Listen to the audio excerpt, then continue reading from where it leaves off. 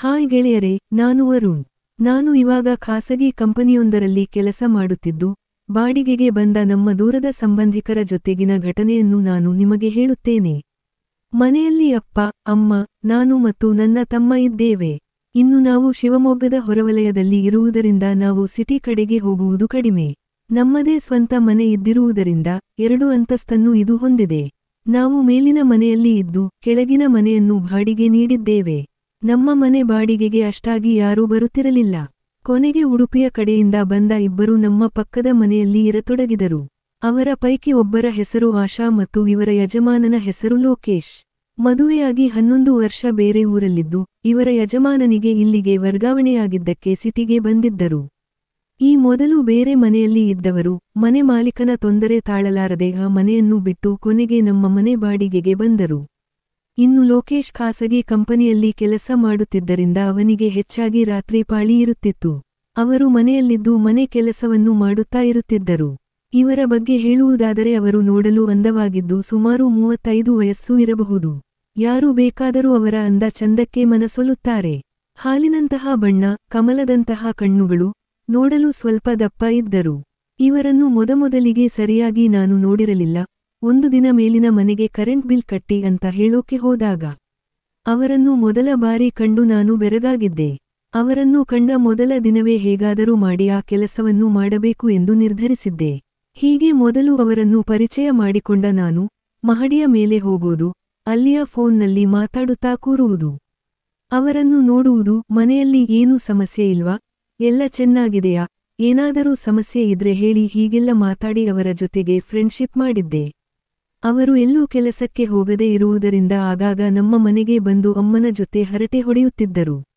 ಇದೆಲ್ಲದರ ನಡುವೆ ಅವರ ಮನೆಯಲ್ಲಿ ಆಗಾಗ ಜಗಳವೂ ಆಗುತ್ತಿತ್ತು. ಎಲ್ಲರ ಮನೆಯಲ್ಲಿ ಜಗಳ ಸಹಜ ಎಂದು ನಾನು ಸುಮ್ಮನೆ ಇರುತ್ತಿದ್ದೆ. ಆದರೆ ಇವರ ಮನೆಯಲ್ಲಿನ ಜಗಳ ಸ್ವಲ್ಪ ಅತಿರೇಕಕ್ಕೆ ಹೋಗುತ್ತಿತ್ತು. ಒಮ್ಮೊಮ್ಮೆ ಇವರ ಯಜಮಾನ ಮನೆ ಬಿಟ್ಟು ಹೋಗಿ 3-4 ದಿನದ ನಂತರ ಮನೆಗೆ ಬರುತ್ತಿದ್ದ.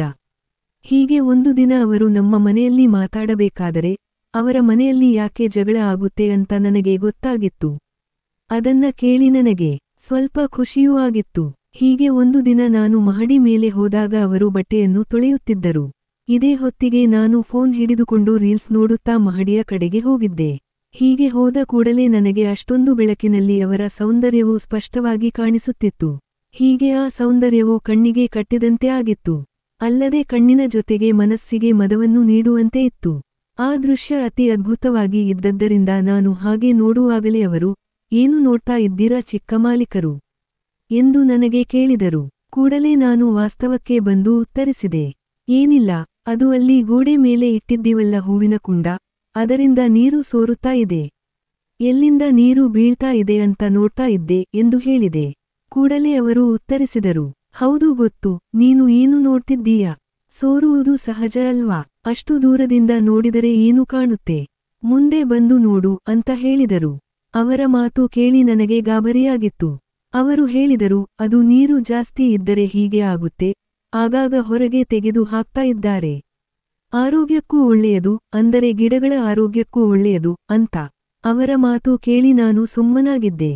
ಆದರೆ ಅವರ ಮುಖದಲ್ಲಿ ಏನೋ ಒಂದು ವಿಚಿತ್ರ ನೋಟ ಇತ್ತು. ಆಮೇಲೆ ನಾನು ಸುಮ್ಮನೆ ಕೆಳಗೆ ಬಂದು ಹೊರಗೆ ನೋಡಿದ ಸೌಂದರ್ಯ ನೆನೆಸಿಕೊಂಡು ಸಾಕಾಗುವಷ್ಟು ಕೈಕೆಲಸ ಮಾಡಿದೆ.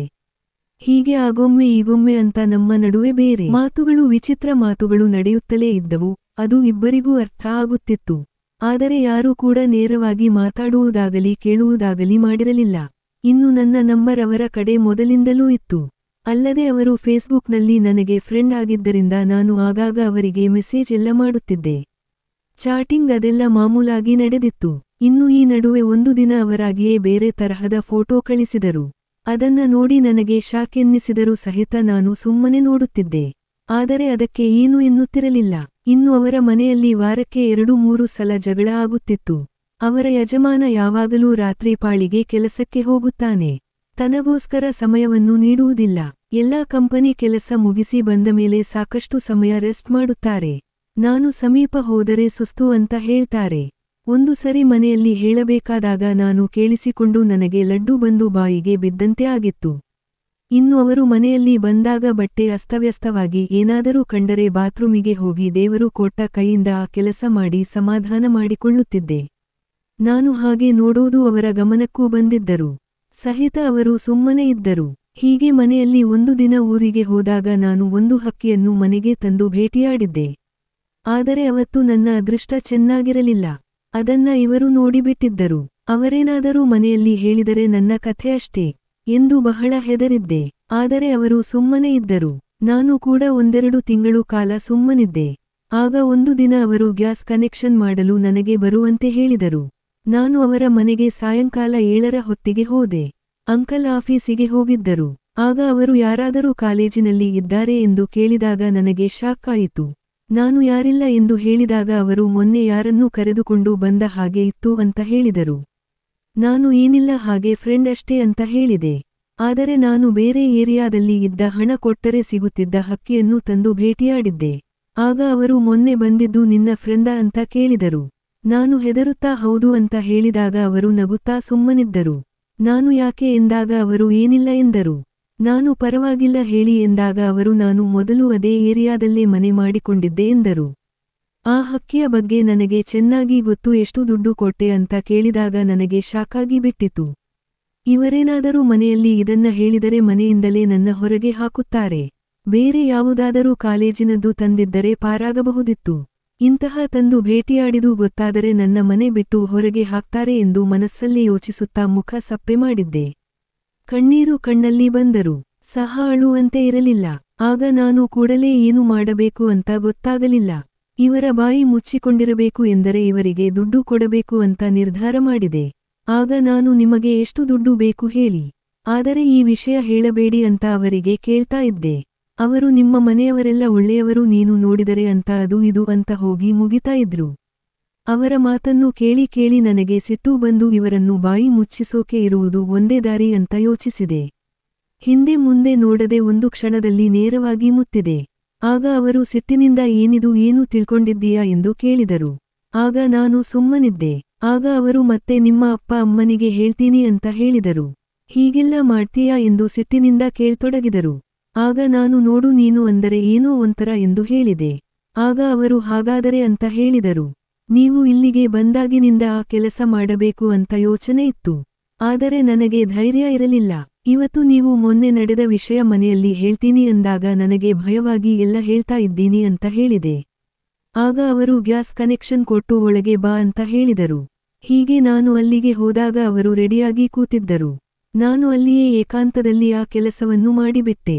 ಅವರು ಕೂಡ ಚೆನ್ನಾಗಿ ಆ ಕೆಲಸಕ್ಕೆ ಸಹಾಯ ಮಾಡಿದರು. ನಡುನಡುವೆ ಹಾಡು ಕೂಡ ಹಾಡಿದರು. ಕೊನೆಗೆ ಸ್ವಲ್ಪ ಹೊತ್ತಿನ ಬಳಿಕ ಅವರು ನೀನು ಇನ್ಮೇಲೆ ಹಾಗೆಲ್ಲ ದುಡ್ಡು ಕೊಟ್ಟು ಕೆಲಸಕ್ಕೆ ಹೋಗಬೇಡ. ಬೇಕೆನಿಸಿದಾಗ ಇಲ್ಲಿಗೆ ಬಾ. ನಿಜ ಹೇಳಬೇಕು ಎಂದರೆ ನನಗೂ ನಿನ್ನ ಜೊತೆಗೆ ಕೆಲಸ ಮಾಡೋಕೆ ಇಷ್ಟ ಇತ್ತು. ನಾನು ಒಳ್ಳೆಯ ಸಮಯಕ್ಕೆ ಕಾಯ್ತಾ ಇದ್ದೆ. ಆದರೆ ಹೇಗೆ ಕೇಳುವುದು ಅಂತ ಗೊತ್ತಾಗದೆ ಹೀಗೆ ಹೆದರಿಸಿದಾಗ ನೀನೇ ಈ ಕೆಲಸಕ್ಕೆ ಮುಂದೆ ಬಂದೆ ಅಂತ ಎಂದರು. ಇದಾದ ಮೇಲೆ ಅವರು ಆಗಾಗ ಆ ಕೆಲಸ ನಡೆಯುತ್ತಲೇ ಇತ್ತು. ಫ್ರೆಂಡ್ಸ್, ಈ ಕಥೆ ಇಷ್ಟವಾಗಿದ್ದರೆ ವಿಡಿಯೋಗೆ ಲೈಕ್ ಮಾಡಿ, ಚಾನೆಲ್ ಸಬ್ಸ್ಕ್ರೈಬ್ ಮಾಡಿಕೊಳ್ಳಿ. ಧನ್ಯವಾದ.